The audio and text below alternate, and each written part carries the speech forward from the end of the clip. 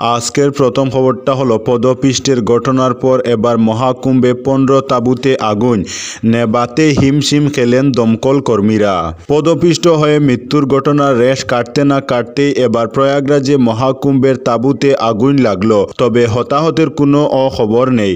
একটি সর্বভারতীয় সংবাদ মাধ্যমের প্রতিবেদনে বলা হয়েছে, বৃহস্পতিবার সকালে মহাকুম্ভ মেলায় 15 তাঁবুতে আগুন লাগে। এক দমকল আধিকারিক জানিয়েছেন, প্রবেশের রাস্তা না থাকায় তাঁবুতে পৌঁছাতে অসুবিধার সম্মুখীন হতে হয়েছে। তবে দমকল কর্মীরা তৎপরতার সঙ্গে আগুন নিভিয়ে ফেলতে সক্ষম হয়েছেন, যদিও হতাহতের কোনো খবর পাওয়া যায়নি।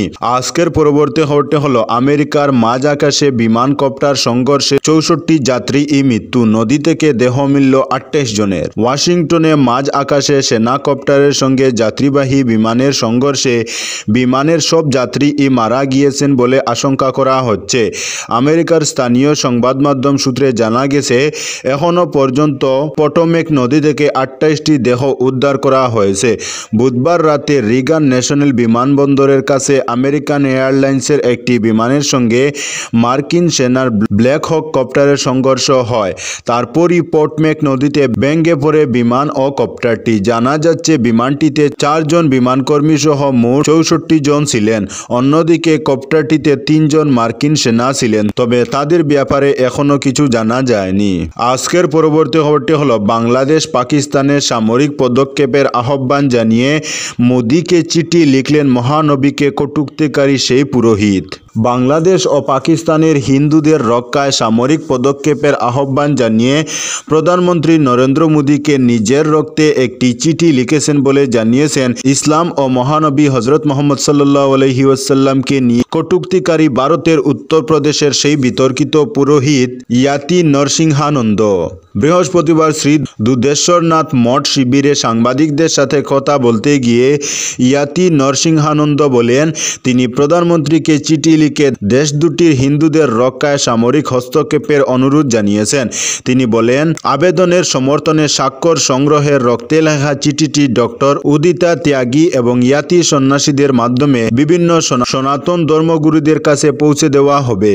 চিঠিতে প্রথম স্বাক্ষর করেন শ্রীমহন্ত নারায়ণগিরি মহারাজ। তিনি বলেছেন, প্রধানমন্ত্রী নরেন্দ্র মোদীকে বিশ্বব্যাপী হিন্দুদের সুরক্ষার দায়িত্ব নিতে হবে। আজকের পরবর্তী খবরটি হলো, ধ্বংসস্তূপ থেকে আরও 42 ফিলিস্তিনির লাশ উদ্ধার, গাজায় মানবিক সংকট চরমে। ফিলিস্তিনের অবরুদ্ধ গাজা উপত্যকার ধ্বংসস্তূপের ভেতর থেকে আরও 42 জন ফিলিস্তিনির লাশ উদ্ধার করা হয়েছে। এর ফলে অবরুদ্ধ এই উপত্যকাটিতে নিহতের মোট সংখ্যা প্রায় 47,500 জনের কাছাকাছি পৌঁছে গেছে।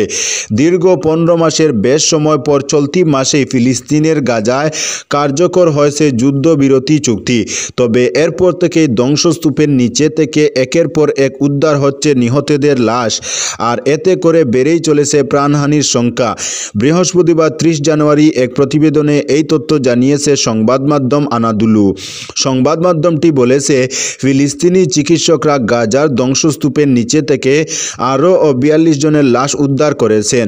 আজকের পরবর্তী খবরটি হলো, মেডিকেল কলেজের কাজকর্ম খতিয়ে দেখলেন স্বাস্থ্যমন্ত্রী আশুক সিংহল।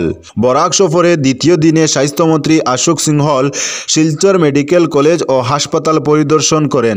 শুক্রবার সকালে মন্ত্রী আশুক সিংহল মেডিকেলে পৌঁছে কলেজের 500 শয্যা বিশিষ্ট নতুন হাসপাতালের নির্মাণ কাজ খতিয়ে দেখলেন এবং প্রসূতি বিভাগ পরিদর্শন করার পর কলেজের অধ্যক্ষ সহ বিভাগীয় আধিকারিকদের সঙ্গে নিয়ে রিভিউ মিটিংয়ে অংশগ্রহণ করেন। এদিন স্বাস্থ্য পরিষেবা ব্যবস্থা দেখতে ওয়ার্ডে গিয়ে রোগী দেখেন। পরিদর্শনকালে মন্ত্রীর সঙ্গে উপস্থিত ছিলেন শিলচর বিধায়ক দীপায়ন চক্রবর্তী, জেলা আয়ুক্ত মৃদুল যাদব সহ বিভাগীয় আধিকারিকরা। আজকের পরবর্তী খবরটি হলো, মরিয়ানির সীমান্তে গুলাগুলি, আতঙ্ক। অসম নাগাল্যান্ডের মরিয়ানির সীমান্তে উত্তেজনা, গুলাগুলির ফলে সীমান্ত এলাকায় আতঙ্ক ছড়িয়ে পড়েছে। উল্লেখ্য, গাবরু পাহাড়ে সুরা নাগা বুলের সীমান্তবর্তী এলাকার মানুষকে আতঙ্কিত করে। শুক্রবার সকালে জিতেন গগৈ নামে এক ছোট চা চাষির বাগানে একটি গুলি ছোড়া হয়। ইতিমধ্যেই পুলিশ ঘটনাস্থলে পৌঁছে চলছে এবং পরিস্থিতির উপর নজর রাখে। আজকের পরবর্তী খবরটি হলো শুরু হলো বাজেট অধিবেশন, সর্বদলে চাপ ফেলল কুম্ভের দুর্ঘটনা। শুক্রবার থেকে শুরু হয় সংসদের বাজেট অধিবেশন। তৃতীয়বার কেন্দ্রের ক্ষমতা দখলের পর শনিবার প্রথম পূর্ণাঙ্গ সাধারণ বাজেট পেশ করবেন কেন্দ্রীয় অর্থমন্ত্রী নির্মলা সীতারমণ।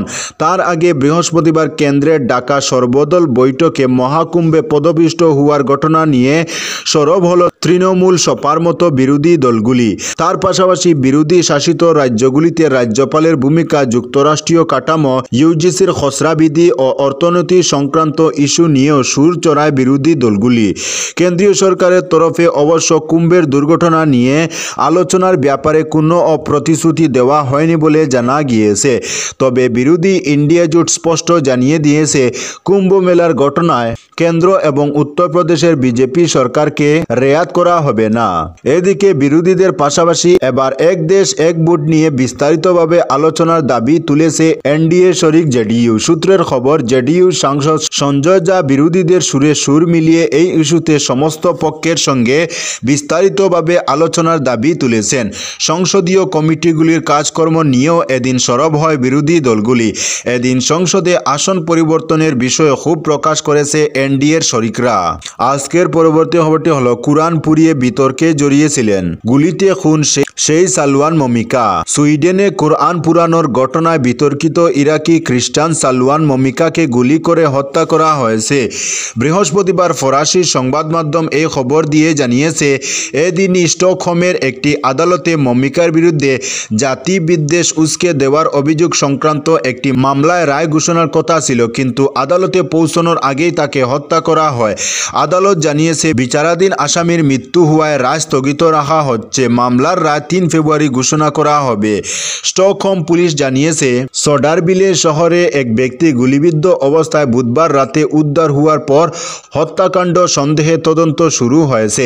সেখানেই থাকতেন মমিকা।